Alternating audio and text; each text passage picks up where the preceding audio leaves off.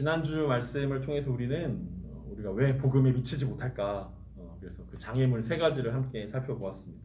예수님과 친하다는 착각, 그리고 이성적이고 합리적인라는 판단, 그리고 은혜를 헛되이 받고 있는 그런 것들 때문에 우리가 완전히 복음에 미치지 못하고 적절한 거리를 두고 있지 않나라는 것들을 살펴봤는데, 오늘 본문은 이제 가족에 대한 이야기를 하고 있습니다. 예수님은 계속 이어지는 이 말씀들을 통해서 그 가르침들을 통해서 이스라엘 백성들이 가지고 있었던 전통적인 가치관들을 하나씩 바꿔주고 계십니다. 죄사함의 권세에 대해서 이야기하신다든지, 치유하신다든지, 안식일의 개념을 바꿔주신다든지, 12제자를 세우시면서 하나님의 새로운 백성들에 대한 이야기들을 하면서 이제 전통적인 가치관을 하나님 나라의 관점으로 바꿔주는 것이 예수님의 가르침의 핵심이었다라고 볼 수 있습니다. 그리고 그것은 예수님께서 유대인들에게 하나님 나라의 관점으로 세 부대를 어떻게 준비해야 되는가, 세 부대가 이제 하나님 나라라는 복음을 어떻게 세 부대가 되어서 우리가 받아들이고 이렇게 성장시켜 나갈 것인가에 대한 그런 준비시키는 사역들을 예수님께서 하고 계신다라고 우리가 볼 수 있을 것입니다. 오늘 보면 31절에 보니까 그때에 예수의 어머니와 동생들이 와서 밖에 서서 사람을 보내어 예수를 부르니라고 이야기합니다. 그때라고 이야기하는데, 지난주 본문 21절에 보면 예수의 친족들이 듣고 그를 붙들러 나오니 이는 그가 미쳤다 하밀러라 라고 이야기하고, 22절에서 예루살렘에서 내려온 서기관들이 라고 이야기하면서 장면이 바뀌는 것들을 우리가 볼 수 있죠. 그리고 다시 31절에서 그 21절에 그 예수님을 붙들러 왔던 그 가족들에 대한 이야기를 다시 이어가고 있습니다. 그래서 21절에 언급했던 친족들의 정체가 오늘 31절에서 밝혀지는데, 그들의 정체는 누구였냐면 예수의 어머니와 동생들이었다라고 이야기합니다. 그리고 마가는 재밌게도 이 예수의 어머니와 동생들이 밖에 서서라고 이야기하고 있습니다. 밖에 서 있다라고 말하고 있어요. 수많은 사람들에게 둘러싸여 있었는데 예수님을 미쳤다라고 생각했던 가족들은 밖에 서 있었다라고 이야기하죠. 그러니까 예수님을 따르는 무리들과 밖에 서서 예수님을 미쳤다라고 이야기하는 가족들을 교묘하게 대조시키면서 우리 가운데 설명하고 있다라는 거죠. 가족인데 밖에 있고, 가족이 아닌데 안에 있고, 안에 있는 사람들은 예수님을 신뢰하고 밖에 있는 사람들은 예수님을 의심하고 있는, 그래서 이런 재밌는 광경들을 설명하고 있습니다. 그리고 그 가족들은 사람을 보내서 예수님을 불렀다라고 이야기합니다. 여기서 불렀다라는 것은 단순히 내가 여기 있으니까 좀 데리고 와주세요 라고 이야기하는 게 아니라, 여기서 쓰는 부르다라는 단어는 법정의 출두 명령과 같이 강권적인 명령입니다. 그러니까 잠깐 데려와 주세요나 나와 주세요라는 게 아니라 반드시 와야 되는, 꼭 데려와야 되는, 그냥 꼭 출두하라고 이야기하는, 그러니까 예수님을 21절에서 이야기했던 것처럼 미쳤기 때문에 빨리 집으로 데려가야 할 어떤 의무가 있는 가족들, 또 그럴 권리가 있다라고 생각하고 예수를 강권적으로 이제 데리고 가려고 하는 가족들의 이야기를 보여주고 있다는 것입니다. 32절에서 무리가 예수를 둘러 앉았다가 여짜오되 보소서 당신의 어머니와 동생들과 누이들이 밖에서 찾나이다 라고 말씀합니다. 여기서도 마가는 무리가 예수를 둘러 앉았다라고 하고 어머니와 동생들과 누이들은 밖에서 찾고 있다라고 설명하고 있습니다. 그러니까 어떤 차이냐면, 우리가 잘 알고 있는 것처럼 예수를 둘러 앉았던 사람들은 예수님을 신뢰하는 사람들이었고, 밖에 있는 가족들은 예수님을 미쳤다라고 생각하는 사람들이었습니다. 가족임에도 불구하고 진리를 제대로 보지 못하고 신뢰하지 못하고 있다라는 것을 마가는 밖이라는 단어를 통해서 우리 가운데 언급하고 있는 것입니다. 예수의 가족이 되기 위해서 우리에게 필요한 것이 무엇이냐라는 것들을 마가가 언뜻 우리 가운데 보여주는 거죠. 예수의 가족이 된다는 것은 예수와 같은 어떤 친척이 되어야거나 피를 나눠야 된다는 그런 개념이 아니라, 예수님을 신뢰하는 사람이 예수의 가족이다라는 힌트들을 우리 가운데 주고 있다는 것입니다. 예수 그리스도의 사랑을 경험한다라고 이야기했을 때 그 사랑의 경험의 크기가 뭘 이야기하냐면 결국 신뢰의 크기들을 이야기한다라고 성경은 이야기합니다. 그러니까 우리가 예수 그리스도를 얼마나 신뢰하느냐에 따라 예수 그리스도로부터 우리가 받을 수 있는 사랑의 크기가 결정된다라는 거죠. 그러니까 우리는 늘 기도할 때 더 큰 사랑을 부어주세요 라고 기도하지만, 사실은 하나님께서 부어주실 수 있는 사랑의 크기는 우리가 하나님을 얼마나 신뢰하고 있느냐의 차이라는 거죠. 그러니까 아무리 가족이라 할지라도 바깥에 서서 멀찍이 서서 신뢰하지 않으면서 그리스도의 사랑을 경험하고자 한다면 그리스도의 진리를 믿고자 한다면 그것은 불가능한 이야기라고 오늘 마가는 우리 가운데 이야기하고 있습니다. 그러니까 우리가 드라마 같은데 늘 그 나오는 단골 소재 아닙니까? 재벌 아들이 그 말단 여직원을 사랑하잖아요. 그러면 이제 그 말단 여직원이 처음부터 막 잘 됐다 막 이렇게 생각, 그렇지 않죠. 안 믿잖아요. 이 사람이 무슨 꿍꿍이가 있나 보다. 이 사람 뭔가 사기꾼인가? 이 사람 뭔가 잘못됐나? 왜 저 사람이 나를, 저런 배경이 좋고 저런 사람이 왜 나를 사랑하지? 이러면서 멀리하죠. 그러다가 이제 뭐 어떤 뭐 오해가 생기고 갈등이 생기다가 이제 비로소 깨닫게 되는 거죠. 그러면서 신뢰가 시작되죠. 아, 이 사람 진짜 나를 좋아하는구나. 그러면서 사랑을 받아들이고 어떤 해피엔딩으로 끝나는 게 전형적인 어떤 드라마의 이야기인데, 우리가 그 주인공이라는 거예요. 하나님의 아들 예수 그리스도가 왜 나를 사랑하지? 처음에 우리가 예수님이 나를 사랑한다라고 성경에 써 있는데 그거를 잘 못 믿는다라는 거. 물론 믿는다라고 이야기하지만 신뢰하지 않는다라는 거죠. 그냥 맞아, 성경에 써 있어. 예수님이 목숨 다해 나를 사랑한다라고 하셨어. 나 믿어. 그런데 실제적으로 우리가 그 사랑 가운데 빠져들지 못하는 이유 중에 하나는 우리가 저 멀찍이 떨어져 있다는 거예요. 저 밖에 서서 예수님 부르고 있다라는 거죠. 신뢰할 수 있게 해주세요. 어떤 믿을 수 있게 해주세요. 더 큰 사랑을 부어주시면 내가 한 걸음 더 나아가겠습니다라고 이야기하는데, 우리가 그리스도를 신뢰하면 할수록 그리스도로부터 부어지는 사랑이 더 크다라는 이야기들을 우리 가운데 이야기하고 있습니다. 아마 예수님은 설교 중이셨을 것입니다. 그리고 앞에서 언급했던 것처럼 많은 사역들로 인해서, 많은 사람들로 인해서 앞으로 나아갈 수 없는 상황이었을 거예요. 이 가족들이 사람을 시켜서 불러오라고 했잖아요. 근데 앞으로 접근하기가 어려울 거예요. 왜냐면 예수님이 얼마나 바빴냐면 앞에서 뭐라고 이야기하면 식사할 겨를도 없이 바빴다라고 이야기합니다. 얼마나 많은 사람들이 얼마나 많은 사연들을 가지고 예수님 앞에 왔겠습니까? 그래서 그 사람들을 치유하고 또 설교하시느라고 아마 꽉 막혀 있었을 것입니다. 그리고 그 설교 중에 그 상황 가운데서 뒤쪽서부터 이제 어떤 웅성웅성 거리는 일들이 시작됐겠죠. 예수님 엄마랑 동생들이 예수님 찾는다더라. 옆에서 막 얘기하고 하면서 점점 앞으로 그 웅성웅성거림이 막 전달되고 있는 상황이었을 것입니다. 막 큰 소리가 나기 시작했을 거예요. 그리고 마침내 예수님이 계신 곳까지 이제 그 웅성거림이 이제 하나씩 야, 왜 그런데 대체 누군데, 무슨 소리야, 무슨 일인데, 왜 시끄러운 거야. 막 사람 뒤 쳐다보고 막 난리 났겠지만, 야, 누가 예수인데, 누가 예수 엄마인데, 누군데, 나 아는 사람인데 막 이러면서 막 웅성웅성 거리기 시작했겠죠. 그리고 예수님 주위에 앉았던 사람들이 그 웅성거리는 소리의 의미들을 이제 예수님께 알려준 것입니다. 보소서, 당신의 어머니와 동생들과 누이들이 밖에서 찾고 있습니다. 밖에 당신의 가족들이 왔고 당신을 찾고 있다라는 이야기들이 마침내 이제 맨 앞에 있는 사람들까지 전달됐고, 그 이야기가 이제 예수님께 전달된 상황이었습니다. 그때 예수님께서 뭐라고 말씀하셨냐면 33절에서 대답하시되 누가 내 어머니며 동생들이냐라고 하셨다라고 이야기합니다. 예수님께 집중하고 있었던 그 집중들이 이제 그 가족의 등장으로 인해서 다 흐트러져 버렸어요.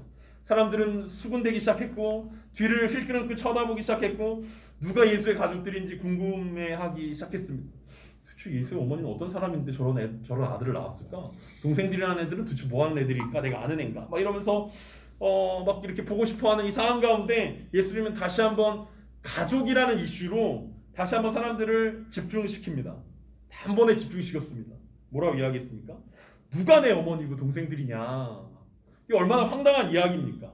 이 뜬금없는 질문 가운데 사람들은 이 수수께끼인가? 이게 뭐하는 이야기지? 라는 생각들을 하게 되었을 것입니다.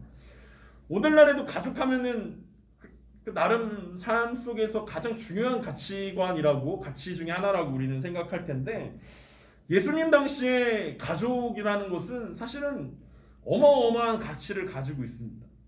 일단 그들은 함께 생활하는 운명 공동체였습니다. 가족이라고 하면 같이 살아요. 오늘 베드로도 장모님이랑 같이 살고 있잖아요. 그 집이었잖아요. 장모님이랑 안드레랑 같이 살고 있잖아요.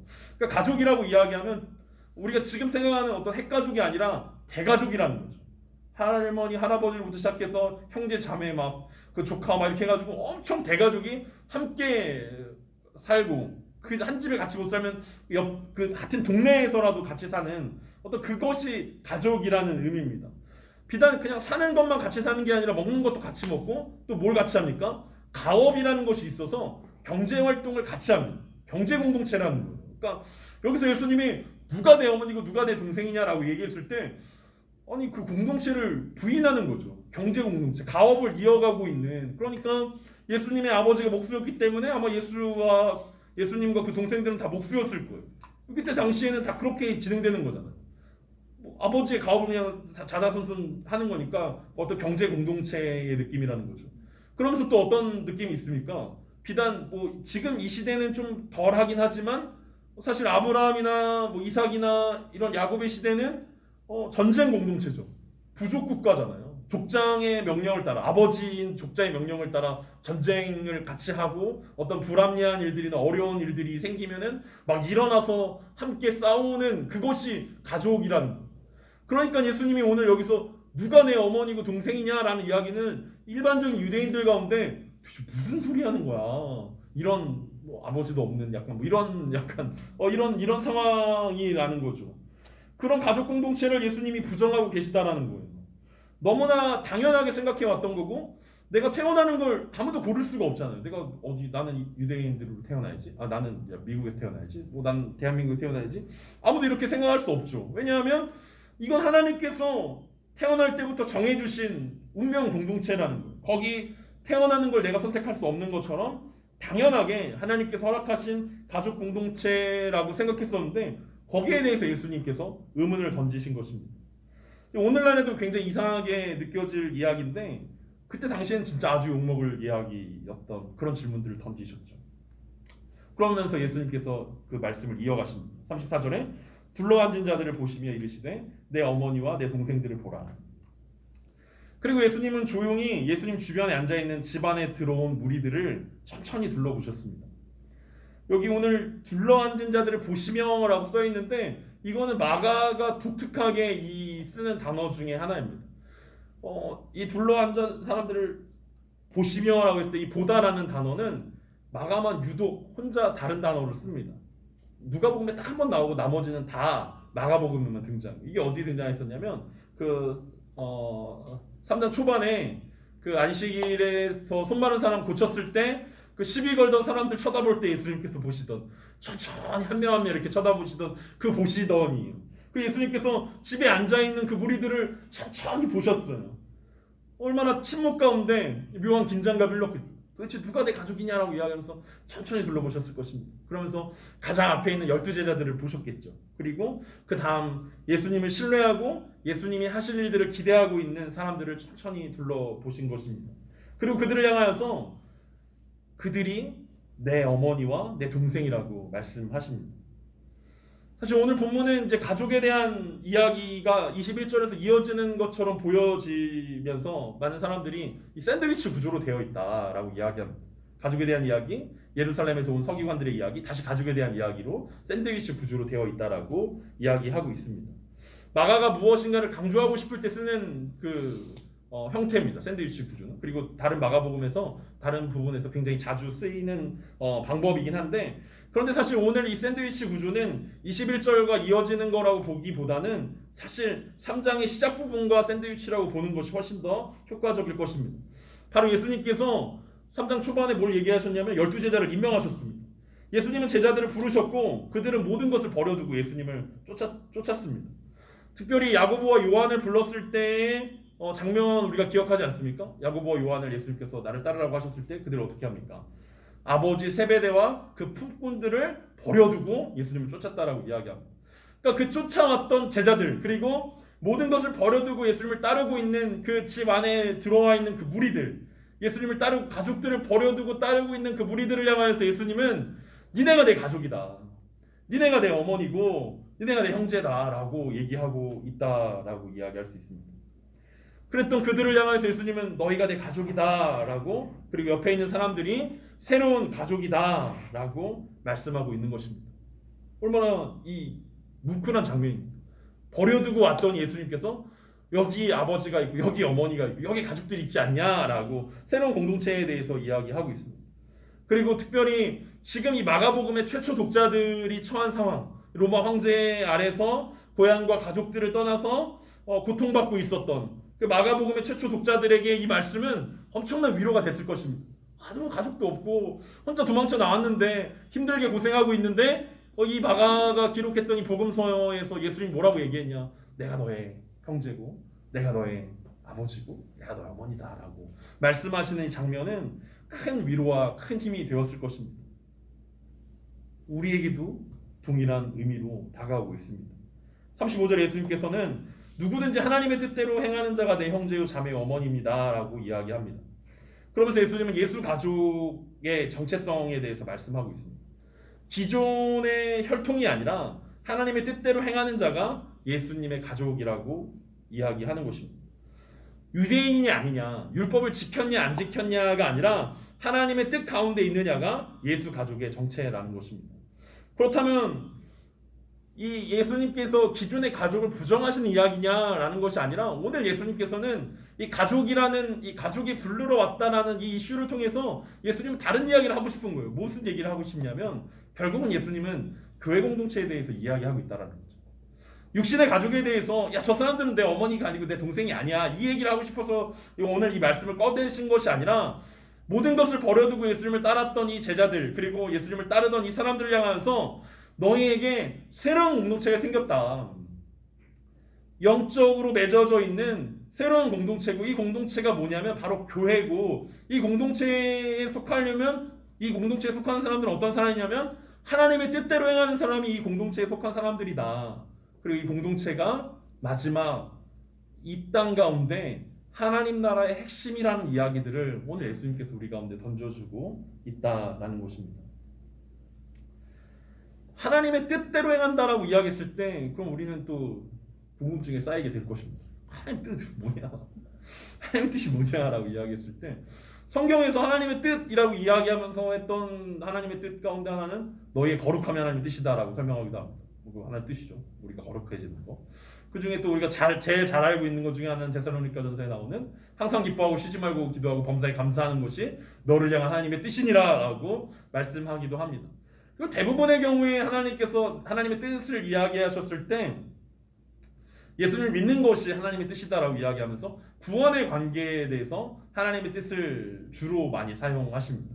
그래서 오늘 본문에서 하나님의 뜻대로 행하는 사람이 가족이다라고 이야기했을 때 하나님의 뜻을 거룩하게 행하는 사람이라고 이야기해야 될까? 아니면 항상 기뻐하고 쉬지 말고 기도하고 범사에 감사하는 사람을 사는 삶을 해야 될까? 아니면 구원받은 사람을 이야기해야 될까?라고 우리는 생각할 수 있습니다.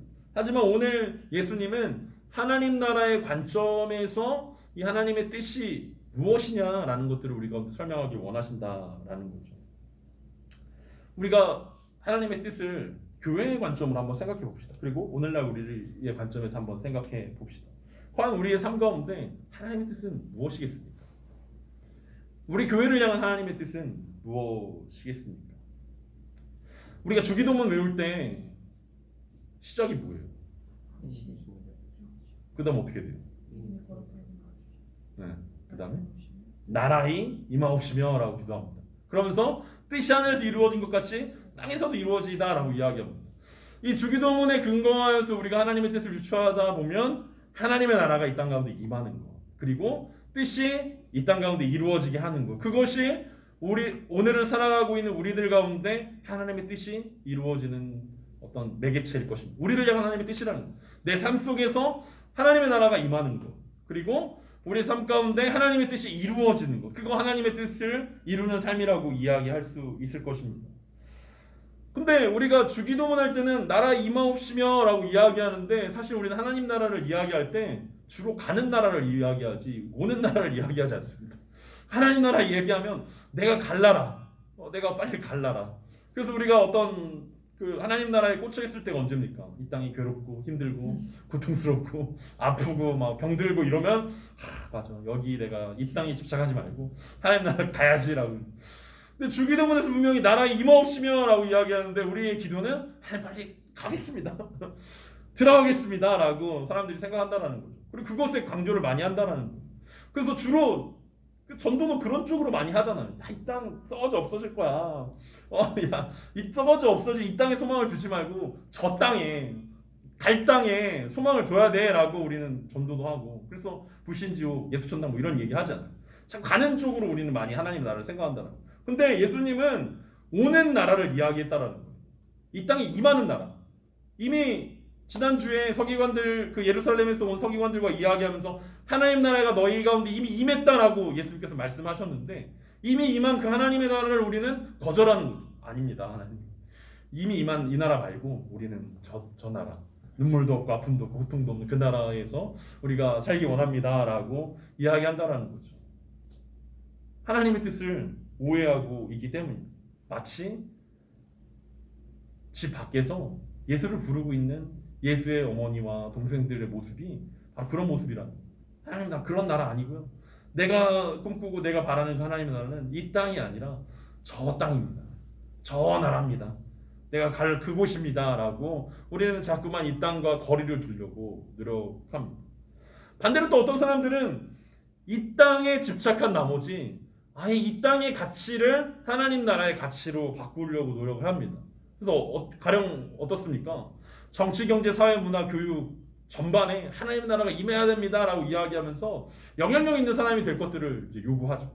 높은 사람이 돼야, 그래서 밑으로 그 영향력을 발휘해서 하나님 나라가 오게 해야 된다라고 이야기합니다. 얼핏 들으면 굉장히 좋은 말이에요. 그렇지. 우리나라의 정치, 경제, 사회, 문화, 교육 전반에 하나님의 공의가 흐르고 하나님의 나라가 임해야지. 그런데 문제는 뭐냐면 우리가 경험해 봤다라는 거예요. 그것을 우리는 교회 다니는 대통령도 있어봤고 장로님도 있어봤고 어떤 뭐 장관도 있었어요. 그리고 제도적으로 뭔가 하나님의 나라에 대한 가치관을 제도로 묶어보려고도 많이 노력을 했어요. 실제로 그렇게 되기도 했어요. 제도적으로 하나님의 나라가 이 땅 가운데 그런 그 가치관으로 정착될 수 있도록 만들기도 해봤죠. 그런데 실제적으로 봤을 때 과연 하나님의 나라가 임했냐라고 했을 때 뭔가 아쉽다라는 거죠. 물론 기독교가 이제는 우리나라에서 가장 큰 종교가 됐어요. 사람들이 가장 많이 믿는 종교예요. 그러면은 뭔가 변화가 일어나야 되고, 뭔가 높은 사람들이, 뭔가 영향력 있는 사람들이 다 교회 다니는 사람들하고 이야기하면 뭔가 그들이 얘기했던 정치, 경제, 사회, 문화, 교육에 뭐 하나님 나라가 임해야 되는데 왜 안 임한다라는 거죠. 왜 그런 일들이 일어났을까? 결국은 오늘 하나님의 뜻대로 행하는 예수 가족 공동체에 대한 이야기들을 그들이 무시했다라는 거죠. 결국 예수님께서 하고 싶었던 것은 어떤 우리가 죽어서 가는 그 나라를 보여주고 싶었던 것도 아니고 이 땅 가운데서 어떤 높은 자리에 올라가서 영향력을 발휘하는 것이 예수님의 방법이 아니었다라는 것입니다. 만약 그러했다면 예수님은 5,000명을 먹이셨던 오병이어 사건 때 그냥 5,000명 데리고 밥 먹이신 다음에 야 가자라고 해서 5,000명 데리고 예루살렘 갔으면 누가 5,000명을 막습니까? 어떤 군대가. 그 많은 사람들이 그냥 돌멩이 하나씩만 들고 가서 우리가 맨날 설교 때 얘기하는 것처럼 장정만 5,000명이니까 그 애들까지 합치면 2만 명이라고 늘 얘기하는데 그 많은 사람들이 돌멩이 하나씩 들고 예수님 왕으로 세우자라고 이야기하면서 갔다면 충분히 하나님의 나라가 있다 그 땅 가운데 임할 수 있었는데 예수님은 밥 먹이신 다음에 뭐 하냐면 다 집에 보내요. 가라 이제. 그냥 가라. 필요 없다. 가라라고 이야기하죠. 왜냐하면 예수님의 방법이 아니었다는 거예요. 세상을 변화시키는 예수님의 방법은 바로 오늘 말씀하셨던 하나님의 뜻대로 행하는 그 예수 가족 공동체가 하나님의 뜻이었고 예수님의 방법이었다라는 거예요. 어떻게 세상을 바꾸냐라고 했을 때 오늘 예수님께서 세상을 바꿀 수 있는 방법이 예수 가족 공동체라고 말씀하는 것입니다. 그래서 요한복음 13장 34절과 35절에서 예수님이 제자들 가운데 말씀하셨을 때 뭐라고 이야기하냐면 새 계명을 너희에게 주노니 서로 사랑하라. 내가 너희를 사랑한 것 같이 너희도 서로 사랑하라. 너희가 서로 사랑하면 이로써 모든 사람이 너희가 내 제자인 줄 알리라.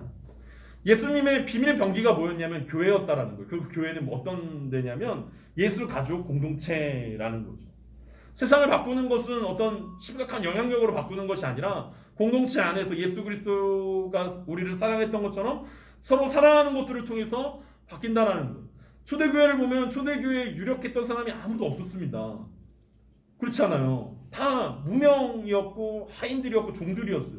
그럼에도 불구하고 그들을 통해서 로마가 어떤 바뀔 수 있었던 이유는 그들이 서로 사랑했다라는 거죠.